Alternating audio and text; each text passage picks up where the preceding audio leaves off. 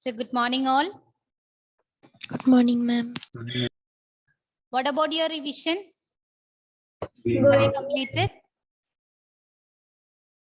Yes, right? Hope you all revised well. So can you tell me which are the different methods of separation for the components of a mixture? Navaneet? Navaneet?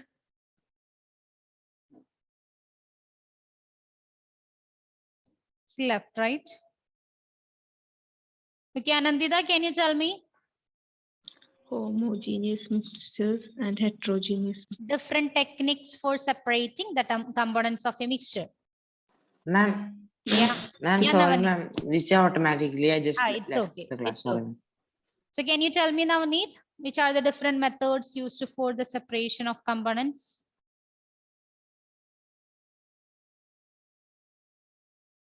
Navaneet? Ma'am, Yes. ma'am, I didn't revise that. Sorry, ma'am. Okay, Anandita, can you tell me? It's okay.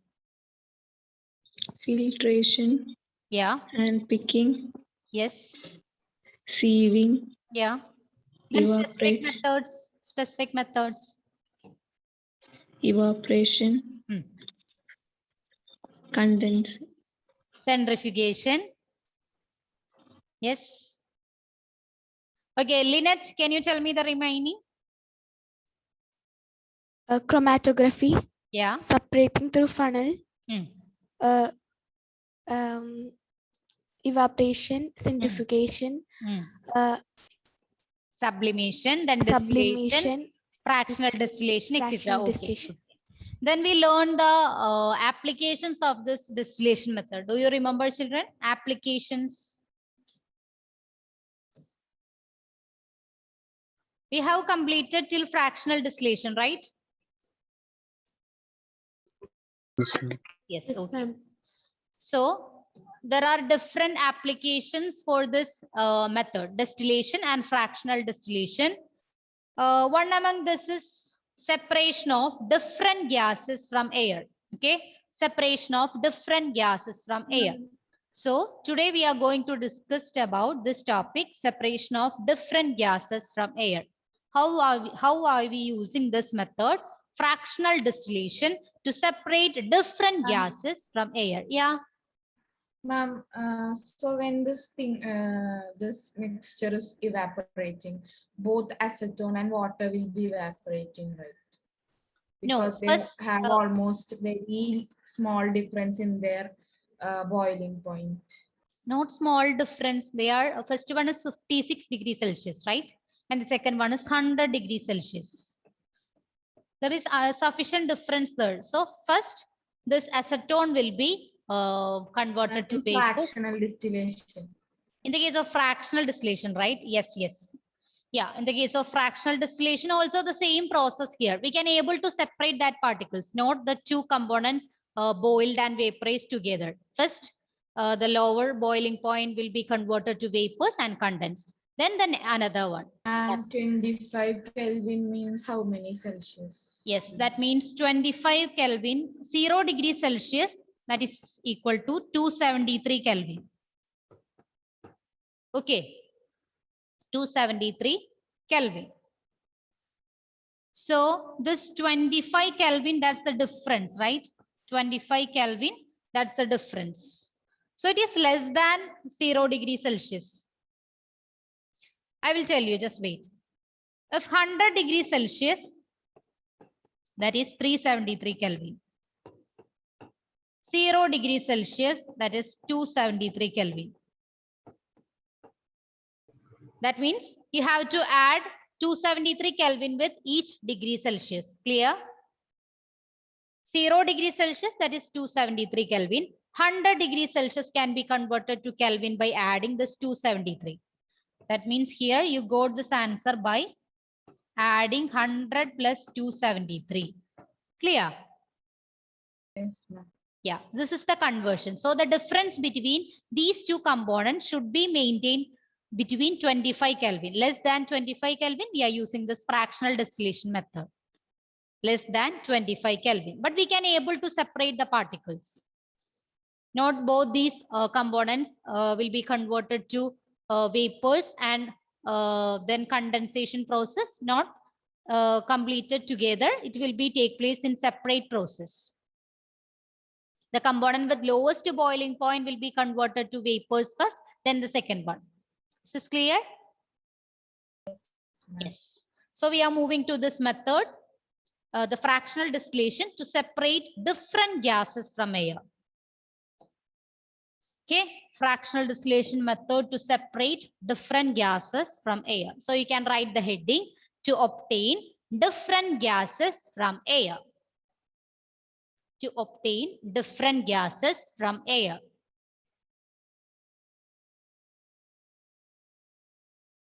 You know that air is a homogeneous mixture, right?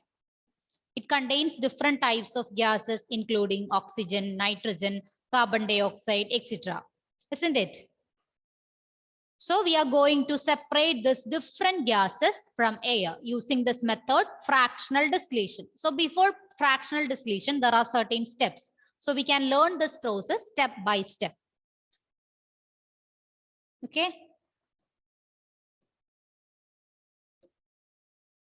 So the first step, air is compressed by increasing the pressure. What do you mean by compressed? Compressed. That means reduce its volume. Okay.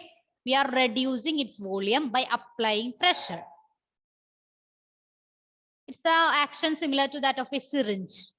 Okay. When you apply pressure on that part, you can see that the volume inside that syringe, it will decreases, right? So here air is compressed by increasing the pressure. That's the first step.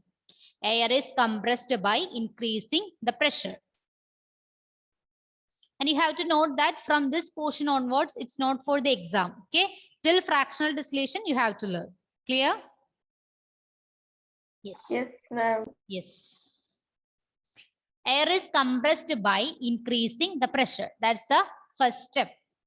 And in the second step, it is cooled by decreasing the temperature to get liquid air.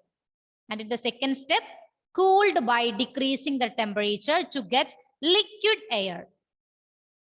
So first we compress this air by increasing the pressure. And in the second step, it is cooled by decreasing the temperature to get liquid air. To get liquid air. Then the third step, liquid air is allowed to warm up in a fractional distillation column. In the third step, it is allowed to enter to a fractional distillation column. What's the difference between simple distillation and fractional distillation? In fractional distillation, there is a separate fractionating column. It consists of a glass with certain beads, glass tube with certain beads. Yes. Any doubt? Yeah. Ma'am, my brother unmuted. Okay, fine. All of you switch on your videos, children. Yes, Nikhila, Abhiram, Jairus, Anashwara, all of you. Okay. So the difference between distillation and fractional distillation. In fractional distillation, there is a separate fractionating column. It's a glass tube consists of certain beads. And these beads will provide a surface for re-vaporization, recondensation, etc. That means repeated condensation and vaporization take place. Okay. And we can only use the mixtures with their boiling point difference less than 25 Kelvin. This fractional distillation method can be used. So in the third step, this liquid air, it is allowed to warm up in a fractional distillation column. That's the third step.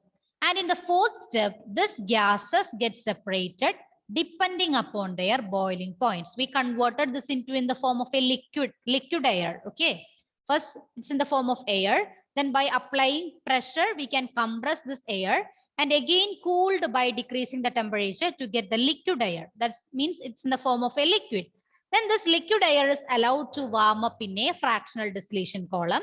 These gases get separated depending upon their boiling point. The gas with lower boiling point will be boiled first, vaporized first, and condensed first. So using this method, we can able to separate different gases from air. And these are the different steps in the form of a picture. First, it's air. Then the first and second step, write together, compress and cool by increasing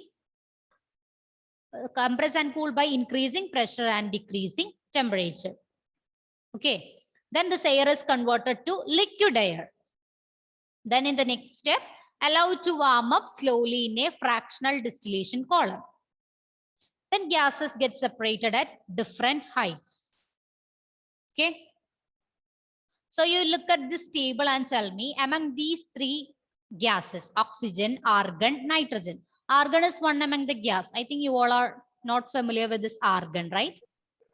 Yes, ma'am. I know that. You know that. Yes. What all things you know about argon? Can you tell me? Argon is one type of air. Argon is a? Yeah, it's a type of gas. That's a noble gas. Okay. It comes under noble gas. That means they will not react with other substances. That's why they are known as noble gases. Okay. That you will learn in the, I think, third chapter.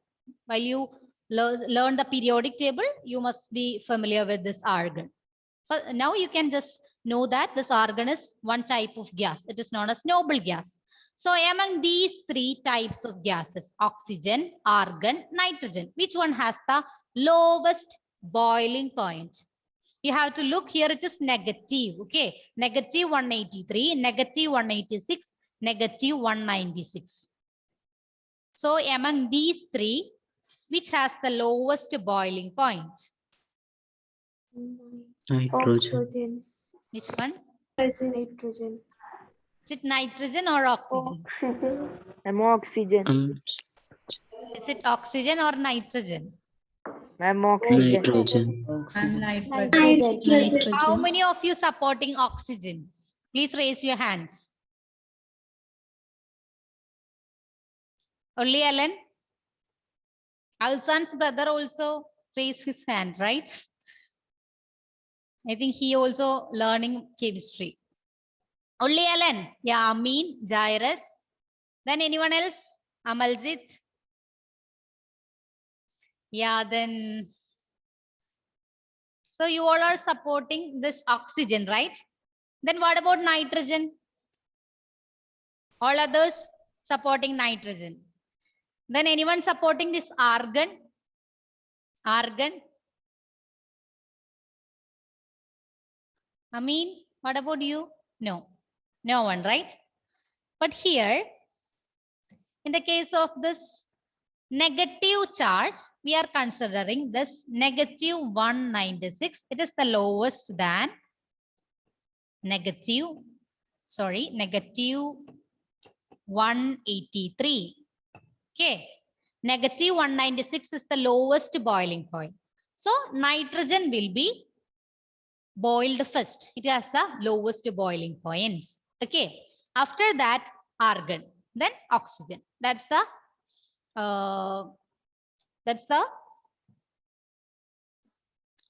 order. Okay, that's the order. Nitrogen will be boiled first, then it will be converted to vapors, then again condensation. After that argon, then oxygen. So you have to remember in negative values, this negative 196 is more or less because it is negative, right? Negative 196. So it is less than negative 183.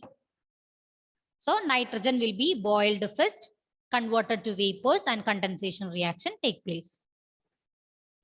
So I will repeat the steps once again. Air is compressed by increasing the pressure. So the first step by increasing the pressure by compression. Okay. And in the second step, it is cooled by decreasing the temperature. It is cooled by decreasing the temperature. And now air is converted to liquid air. Okay. Then in the third step, this liquid air is allowed to warm up in a fractional distillation column. Fractional distillation column. And gases can be separated depending upon their boiling points. This is clear, children? Yes, ma'am. Yes, ma'am. Yes. Then Tom, can you please read the steps? Yes, ma'am. Yes. To obtain different gases from air. Hmm. First step, air is compressed by increasing the pressure. Yes. Cooled by decreasing the temperature to get liquid air. Hmm. Liquid air is allowed to warm up in a fractional distillation column. Yes. Gases get separated depending upon their boiling point. Okay. So among these three gases, which one will be boiled first and converted to vapors, Sridev? Nitrogen. Yeah, nitrogen, because it has the lowest boiling point. Okay. So this is the figure of that whole process. Okay. The separation of different gases from air. So in the first step, you can see that the air is allowed to pass through this tube. And here we are applying pressure. Okay. Here we are applying this pressure, air under pressure. So this air will be compressed. Okay. Air will be compressed. And this hot air, it is passed through another tube. And we just allow freezing cold water into this container using certain tubes. Okay. To decrease the temperature, and this hot air, it is converted to a cold compressed air. Okay. In the first step, we just apply high pressure and this air is compressed. Okay. We apply high pressure and this air is compressed. This hot air, it is passed to another container and we just allow freezing cold water into these tubes to decrease the temperature. Then this hot air, it is converted to cold compressed air. Cold compressed air. And it is passed through a separator and it is allowed to a fractional distillation column. Fractional distillation column. The liquid air is passed through a fractional distillation column and the fractional distillation process takes place. That means on heating, it will be converted to vapors and it is condensed again to liquid. And depending upon their boiling point, we can separate that. And you can see that nitrogen and argon, it is just passed through this certain holes, right? That means they have the lowest boiling point. First one nitrogen, then argon. After that, this liquid Can you oxygen. explain it once again? Sure, sure. And this liquid oxygen, it is collected in this beaker because it has the highest boiling point compared to other, right? Yes, so it will be collected separately. I will repeat the process once again. First, the air is allowed to passes through this tube and we apply high pressure. What's the role of this high pressure? To compress this air, okay? To compress this air. That means it reduces its volume and will be converted to hot air, okay? And this hot air is allowed to pass to another container and we just allow freezing cold water into this container using certain tubes. And the role of this freezing cold water to decrease the temperature. And this hot air is converted to cold compressed air. Cold compressed air. Then we allow this air to pass to the fractional distillation column. Then you can skip the remaining portions, the separator, then expansion jet, no need of that. Okay. Next step is fractional distillation column. In this fractional distillation column, the different gases are separated out depending upon their boiling point. This nitrogen and argon, they have lower boiling point compared to oxygen. So it will be converted to vapors first. And we can separate this liquid oxygen finally in separate container. Is this clear? This liquid oxygen remains there because it has the highest boiling point. Yes, what's your doubt? Yeah. And so will the air be heated in the fractional? Yes, yes. In the fractional distillation column, the main And, process is heating. Yeah. And where it will be converted into liquid after cold cooling it, we will convert into liquid, right? Yeah, it's liquid air. It will be converted in the form of liquid air. Yes. And where we will convert it? Here it is after the decreasing the temperature, it will be converted to cold compressed air, right? Yes, ma'am. Yes. Then there is one separator. And through this separator, they can able to convert this liquid air into, actually, it's not a complete form of liquid. It's a type of air with liquid properties. Okay. So it will be easy for this liquid air to convert to vapors on this fractional distillation column. And we just want to collect this oxygen only. Yeah. Ma'am, so this nitrogen and argon is not collected. No, we want to collect this liquid oxygen. That's why we are collecting this. If we want to collect nitrogen, we can separate this nitrogen. There is one hole, right? We can connect this hole to another beaker and we can collect it. Okay. In this process, now we want to collect this liquid oxygen. That's why we are collecting it in separate liquid. This nitrogen and argon just goes through this holes as vapors. That's it. Okay. Yes. So you have to remember the Ma'am. yeah. How nitrogen's hole is first, like on top. Because it has the lowest boiling point, right? So it will be converted to vapors first and at the top. So it first goes as vapors, after that argon. Clear? Okay, ma'am. Yes. So this image that's in your textbook, page number 23. Okay, you have to only remember the steps that's needed. Okay, we can just go through the steps again. Air is compressed by increasing the pressure. That's the first step. Air is compressed by increasing the pressure. Okay, and in the second step, it is cooled by decreasing the temperature to get the liquid air. And in the third step, this liquid air is allowed to warm up in a fractional distillation column. Then gases get separated depending upon their boiling points. This is clear? Yes, ma'am. Clear, children? Yes. Yes, ma'am. Okay, okay. Then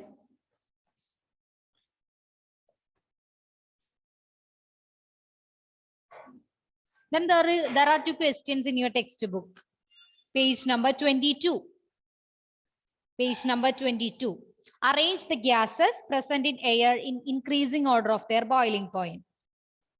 So can you able to write this? Oxygen, argon, nitrogen. Which one will write first?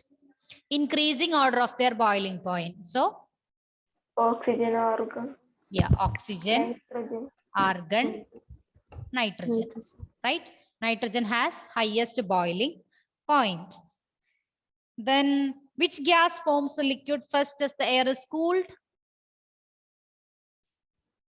Ma'am, nitrogen has, Nitrogen. Yeah. ma'am, nitrogen has lowest boiling point. Yes, yes. Sorry, I have to write the order like this. Nitrogen, then argon, then oxygen. Sorry. Yes. According to the increasing order of boiling point. Okay. Increasing order of boiling point.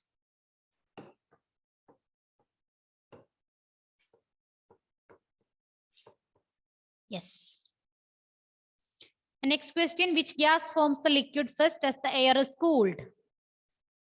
Can you tell me which one? Nitrogen, because it has the lowest boiling point.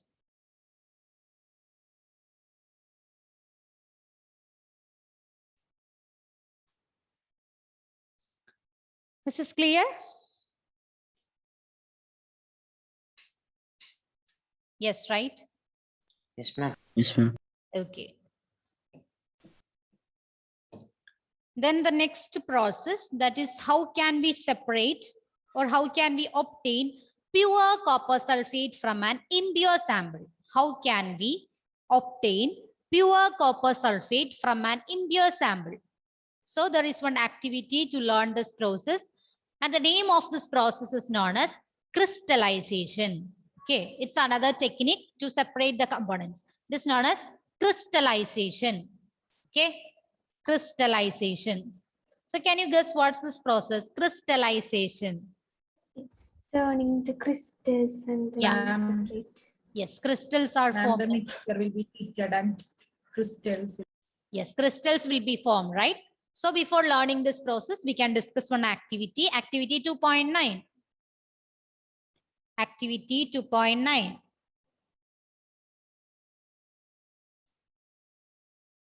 Ellen, can you read activity 2.9? Take some impure sample of copper sulfate in a china dish. Yes, take some impure sample. That means it contains certain impurities. Impure sample of copper sulfate. Okay, copper sulfate. It's in blue in color. Blue in color, copper sulfate. Yes, copper sulfate in a china dish. Okay, then next step. Dissolve it in a minimum amount of water. Yeah, dissolve this in minimum amount of water. You have to add only little amount of water. Then Filter the impurities out. yes, filter the impurities out. You have to filter the solution through the filter paper and we can remove the impurities. Yes, then Evaporate water from copper sulfate solution so as to get a saturated solution. yes, we have to heat this solution to evaporate the water molecules from this copper sulfate solution. Yes, then Cover the solution with a filter paper and leave it undisturbed at room temperature to cool slowly for a day.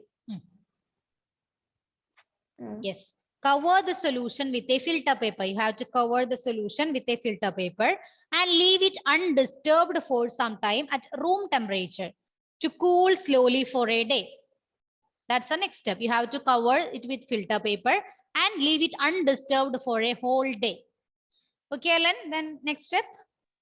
You will obtain the crystal of copper sulfate in the china dish. Yeah. We This can is able not- to obtain this crystals of copper sulfate. Crystals of copper sulfate will be obtained in that china dish. This process is called crystallization. Okay, this process is called crystallization. So that's the steps. I will show you one video of this crystallization. Then you can able to understood how these crystals are formed. Okay.